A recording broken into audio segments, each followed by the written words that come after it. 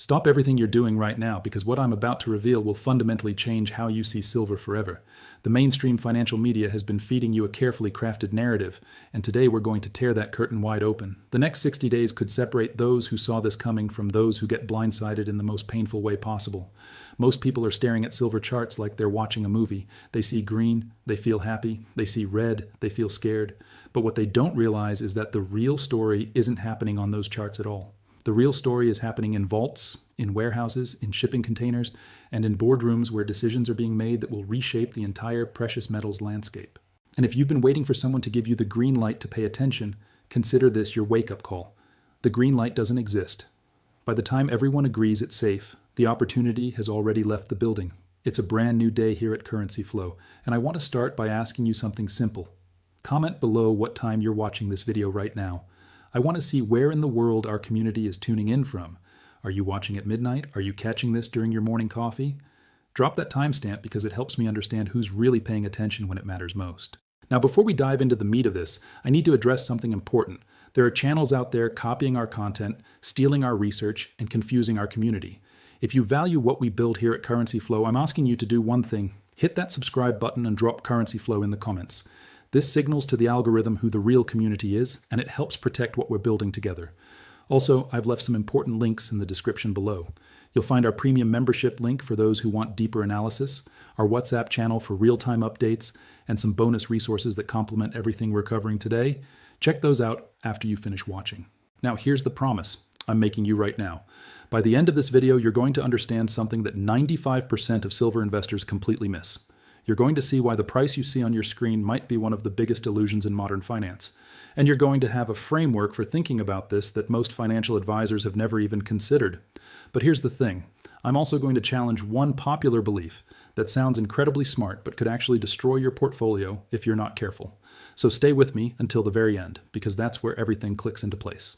Now let's talk about why I titled this video the way I did. When I say they're hiding this, I'm not talking about some shadowy secret society meeting in underground bunkers. I'm talking about something much more practical and much more provable. I'm talking about the disconnect between what the paper market says silver is worth and what the physical market is actually doing. And that disconnect, it's getting wider, it's getting more obvious. And at some point, something has to give. Let me paint you a picture. Imagine you have a warehouse full of a product that everyone wants. Now imagine that on a computer screen somewhere, people are trading claims on that product back and forth millions of times per day. The problem is the number of claims being traded is vastly larger than the actual product sitting in that warehouse. For a while, this works fine because most people trading those claims never actually want the product. They just want to profit from the price movement. But what happens when real buyers show up and say, actually, I want the physical thing. Deliver it to me. That's when the game changes. That's when the paper price and the physical reality have to reconcile. And that's exactly what's starting to happen in silver right now. Now, I know some of you are thinking, come on, this sounds like conspiracy talk. And I get it. There's a lot of noise out there, and it's hard to know what's real. But here's the thing. I'm not going to ask you to believe me. I'm going to show you the data. I'm going to walk you through the logic, and then you can decide for yourself. Because here's what I've learned after years of covering these markets. The truth isn't always dramatic. Sometimes the truth is just math, and the math in silver right now is telling a story that most people aren't ready to hear. Before we get deeper, let me tell you about something exciting. We're running a silver giveaway this month, and getting entered is simple. All you have to do is like this video, make sure you're subscribed to Currency Flow, and leave a comment. In your comment, tell me either your favorite type of silver to stack or your price prediction for silver over the next 12 months. That's it. Like, subscribe, comment. We'll announce the winner in an upcoming video. And if you're new here, welcome to the Currency Flow family. If you're a returning member, you already know we deliver on our promises. And if you've had success using the information from this channel, please share your story in the comments. It motivates others and shows that this community is the real deal. All right, let's get into the substance. Let's start with something that most people fundamentally misunderstand about silver. And this one piece of knowledge alone could save you from making a very expensive mistake. Silver is not just a precious metal. Silver is an industrial commodity with a precious metals problem. Or maybe it's a precious metal with an industrial commodity problem. Either way, it lives in two worlds simultaneously, and those two worlds are about to collide in a way that creates massive volatility. And that collision, that's where the shock is going to come from. Here's your first cliffhanger. The reason most silver investors get crushed isn't because they're wrong about silver. It's because they don't understand the timing mechanism that drives the price. And that timing mechanism is about to accelerate in a way we haven't seen in over a decade. Stay with me because I'm about to break this down piece by piece. Now let's talk about something that should terrify anyone paying attention. The silver supply situation is not what most people think it is, and the reason it's not what people think is because the mainstream narrative has been carefully constructed to keep everyone calm. Here's the reality. You cannot simply turn on silver production like flipping a light switch. Unlike gold, which is primarily mined for gold, a massive portion of global silver supply comes as a byproduct. That means silver shows up when miners are digging for copper, zinc, lead, and other base metals. Think about what that means for a moment. Even if silver prices were to double tomorrow, miners can't just respond by producing more silver. They would have to increase production of copper, zinc, or lead to get that additional silver. And the economics of those metals dictate whether that happens, not the economics of silver. This is what I call the byproduct trap. Silver is held hostage by the production decisions of other metals, and that trap is about to spring closed. According to the most recent industry data, total global silver supply has been hovering around 1 billion ounces annually. Some projections have pushed that number slightly higher, toward 1.03 or 1.05 billion ounces, but here's the critical point. That number is not growing in any meaningful way. Now let's look at the demand side, and this is where it gets really interesting. Industrial demand for silver has been accelerating rapidly. Solar panel production alone is consuming silver at rates that would have seemed impossible just a decade ago. Electric vehicle infrastructure requires silver. 5G technology requires silver. Medical devices require silver. Water purification requires silver. And the artificial intelligence build-out that everyone is so excited about? It requires massive amounts of power infrastructure, and that infrastructure requires silver. When you add up all the industrial demand and then layer on investment demand from people buying coins, bars, and ETFs, you get a number that has been consistently exceeding supply for multiple years running. Let me say that again because it's important. Demand has been exceeding supply for multiple consecutive years. In normal markets, when demand exceeds supply, prices rise until they find equilibrium. That's basic economics. But silver hasn't been behaving like a normal market, and the reason it hasn't been behaving normally is the paper market mechanism I mentioned earlier. The paper market has been absorbing the pressure. Contracts get traded back and forth, creating the illusion of supply that doesn't actually exist in physical form. And for a while, this works, but it works on borrowed time. Recent market analysis has estimated the annual silver deficit at over 100 million ounces. Some estimates put it even higher. That means every year the market is consuming more than 100 million ounces more than it produces. Where does that extra silver come from? It comes from existing inventories. It comes from vaults. It comes from stockpiles that have been accumulated over decades. And here's the cliffhanger. Those stockpiles are not infinite. In fact, there's growing evidence that some of the largest silver vaults in the world have seen dramatic reductions in physical inventory over the past 3 years. When those vaults run dry, the paper promises and the physical reality will have no choice but to reconcile. And that reconciliation will not be gentle. Now, I want to address something that the bears love to bring up. They say that technology is reducing the amount of silver needed in solar panels and other applications. They say efficiency gains will solve the supply problem. And technically, they're not wrong about the efficiency part. Yes, the amount of silver per solar panel has been decreasing. But here's what they conveniently ignore. The total number of solar panels being produced is exploding at a rate that far exceeds the efficiency gains. Let me give you a simple analogy. Imagine you're eating pizza. Someone tells you that each slice now has 10% fewer calories. Great news, right? But what if you're eating twice as many slices as you were before? Your total calorie intake is still going up, even though each individual slice is lighter. That's exactly what's happening with silver and solar. The world is installing so much solar capacity that even with efficiency improvements, total silver consumption for photovoltaics continues to climb. And solar is just one piece of the puzzle. We haven't even talked about the silver requirements for the electrification of the global transportation fleet. We haven't talked about the silver demands of the semiconductor industry. We haven't talked about the silver that will be needed for grid storage and power distribution. When you stack all of these demand drivers together, the picture becomes clear. The world needs more silver than it's producing, and that gap is not closing. It's widening. Now, some people hear this, and they immediately want to run out and buy as much silver as they can carry. And I understand that impulse. But I want to caution you against making emotional decisions based on a single piece of the puzzle. The supply deficit is real. The industrial demand is real. But understanding what drives short-term price movements requires a different lens. Because in the short term, the paper market can create all kinds of chaos that has nothing to do with physical fundamentals. That's why I always tell our currency flow community to think in time horizons. What's true over the next 10 years might be very different from what happens over the next 10 weeks. And your strategy needs to account for both. Here's another cliffhanger for you. There's a reason why certain major buyers have been quietly accumulating physical silver without making headlines. And that reason connects directly to what's happening in the global power structure right now. We're going to get into that in the next section. But first, I want to make sure you're still with me. If you're finding this valuable, take a second to hit that like button. It helps the algorithm share this with other people who need to hear it. And drop a comment letting me know your biggest takeaway so far. I read every single comment, and your feedback shapes what we cover next. All right, now we're getting into the territory that most financial channels are afraid to touch. We're going to talk about the war between paper and physical. And I call it a war because that's exactly what it is. It's a battle for control of the price discovery mechanism. Let me explain what I mean by paper versus physical. The paper market is where contracts trade. These contracts represent claims on silver, but most of them are settled in cash, not in actual metal. Traders buy and sell these contracts millions of times per day, and the price that emerges from that trading is what gets quoted on your screen. The physical market is different. The physical market is where actual metal changes hands. Someone takes delivery of bars or coins. Someone stores silver in a vault. Someone uses silver in a manufacturing process. In a healthy market, the paper price and the physical price should track each other closely. If paper says silver is worth $30 an ounce, you should be able to buy physical silver for roughly $30 an ounce plus a small premium for fabrication and handling. But that's not what's been happening. The premiums for physical silver have been elevated for an extended period.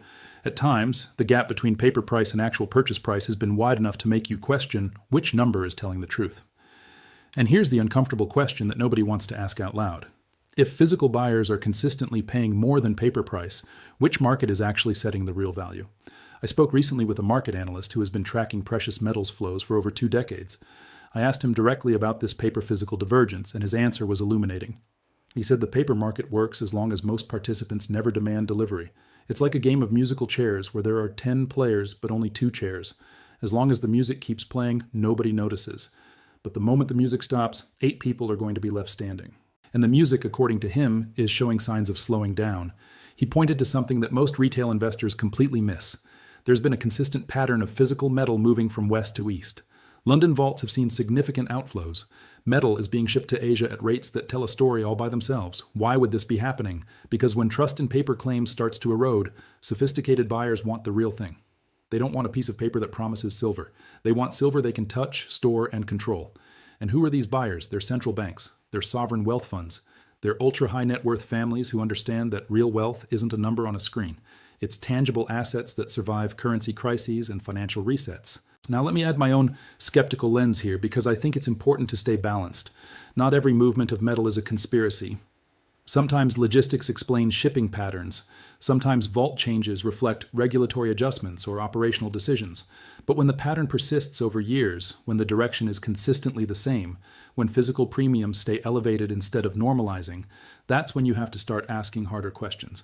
Here's one of those harder questions. If paper and physical are diverging, what happens when industrial users who absolutely need silver for manufacturing can't get enough physical supply? They can't settle for a cash payment. They need the actual metal to build their products. When that squeeze happens, the paper price becomes irrelevant to them. They'll pay whatever it takes to get the metal.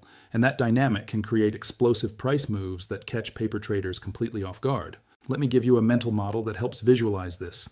Think of paper silver as the shadow of the physical metal. Under normal conditions, the shadow follows the object perfectly. But when the light source starts moving, when conditions become abnormal, the shadow can distort. It can stretch. It can even seem to move independently for brief periods. But here's the thing about shadows. Eventually, they always reconcile with the object casting them. The shadow cannot exist independently forever. And when it snaps back, the movement is sudden. That's what many analysts are watching for in silver. The snapback, the moment when paper and physical reconcile. Now, I want to address a counter-argument because intellectual honesty matters. Some people say the paper market provides valuable price discovery and liquidity. They say it allows producers to hedge their production and manufacturers to lock in costs. And they're right. Those are legitimate functions. The problem isn't that paper markets exist. The problem is when paper markets become completely disconnected from physical reality. The problem is when the volume of paper claims vastly exceeds the underlying physical base. The problem is when the tail starts wagging the dog. And right now, there's evidence that we're in tail-wagging dog territory. Here's your next cliffhanger. The shorts in the silver market, the traders who profit when prices fall, are sitting in one of the most vulnerable positions they've been in for years. And if they get caught in a squeeze, the move could be historic. But to understand why that squeeze might happen, we need to zoom out and look at the bigger picture. We need to look at what's happening with central banks' interest rates and the global monetary chess game. That's coming in the next section. And trust me, this is where the pieces start connecting in ways that might blow your mind.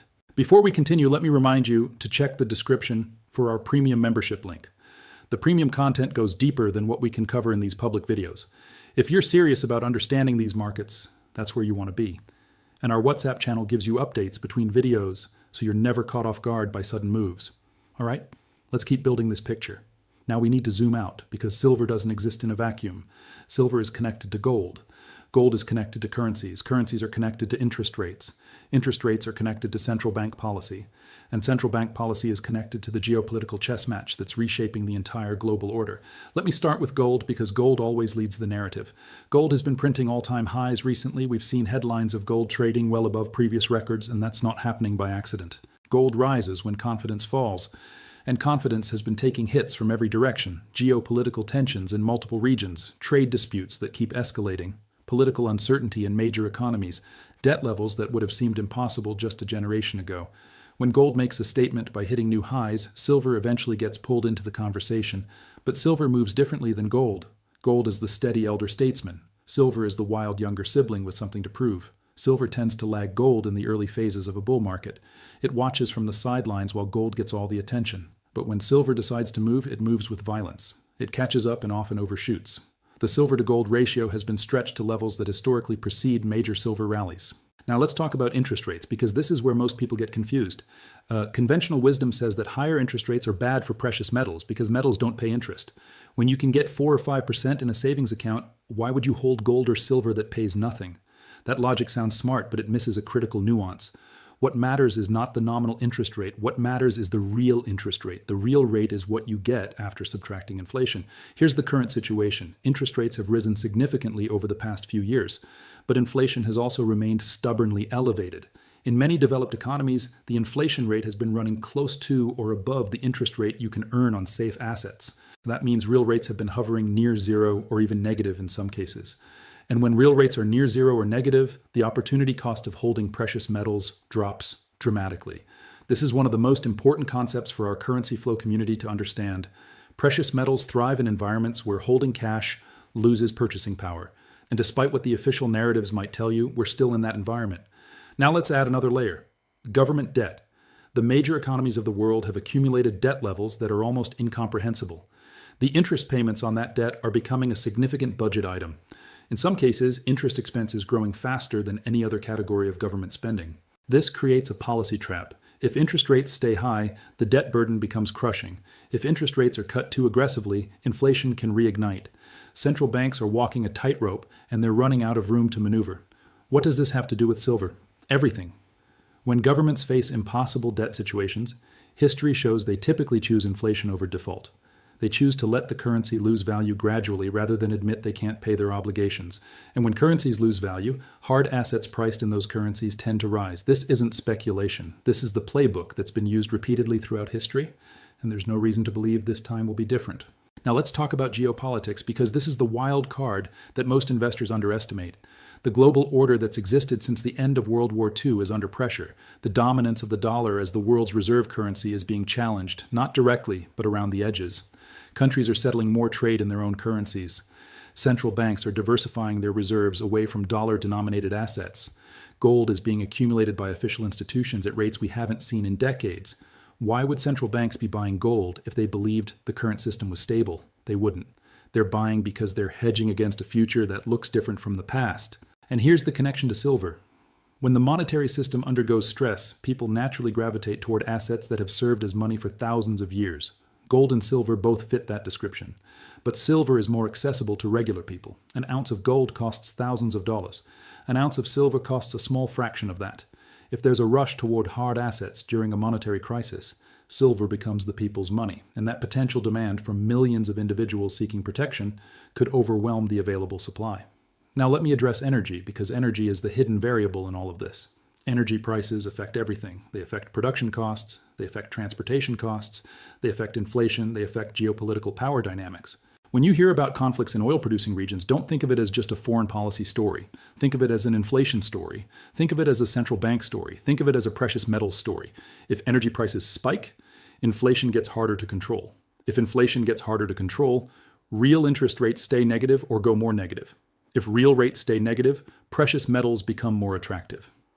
See how all these dominoes connect? That's what makes this moment so potentially explosive.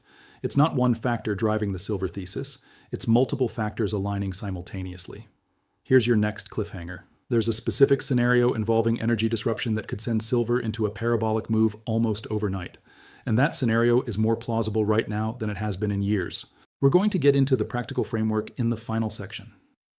I'm going to tell you exactly how to think about positioning and how to avoid the mistakes that trap most investors. All right, we've covered a lot of ground. We've talked about supply deficits, paper versus physical, central bank games, and geopolitical chess. Now it's time to bring it all together and give you a practical framework for navigating what's coming. First, let me challenge a popular narrative that could get you hurt. Many people believe that silver is a get-rich-quick trade. They see the potential for explosive moves and they imagine buying at 30 and selling at 100 within a few months. Here's the reality check. Silver can absolutely make dramatic moves, but timing those moves is almost impossible. Silver is the most emotionally violent metal in the retail space. It will shake you out. It will scare you. It will make you feel stupid right before it makes you feel like a genius. That's why I constantly tell our currency flow community to think in terms of positions, not predictions. A prediction is a guess about what will happen. A position is a stake that you can hold through volatility because it's sized appropriately for your situation. If you're stacking physical silver, focus on consistency. Don't try to time the perfect entry. Add regularly over time and focus on accumulating ounces, not on the daily price fluctuations. Pay attention to premiums and buy when premiums are reasonable. Avoid panic buying when everyone else is scrambling. If you're investing in silver through the financial markets, focus on allocation. Precious metals should be a component of a diversified portfolio, not your entire portfolio. The exact percentage depends on your personal situation, but the key is that it's sized so you can hold through drawdowns without panicking. If you're trading silver for short-term gains, respect the volatility, use proper position sizing, have clear exit rules, don't let a winning trade turn into a massive loss because you got greedy. Silver will humble you if you're not careful. Now let me give you the framework I use for thinking about precious metals in the current environment. Ask yourself 4 questions. First, is inflation likely to stay elevated compared to interest rates? If yes, real rates stay negative, which favors metals.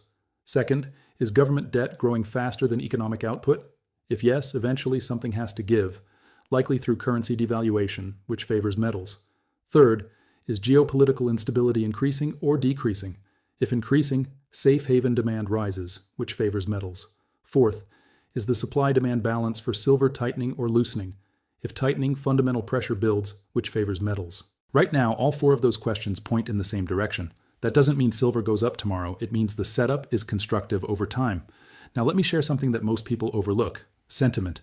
When silver is hated, when everyone has given up, when the comment sections are filled with disgust, that's often when the best opportunities appear. When silver is loved, when everyone is excited, when predictions of $100 are everywhere, that's often when risk is highest. The crowd is usually wrong at the extremes, and your job as an investor is to avoid getting swept up in the crowd's emotions. Here's a practical tip. Pay attention to how quickly dips get bought. If silver drops and the dip gets bought aggressively, that tells you strong hands are accumulating. If silver drops and the dip lingers for weeks, that tells you conviction is weak. The character of the pullbacks tells you a lot about who's in control. Now, I want to ask you 2 questions, and I want you to answer in the comments.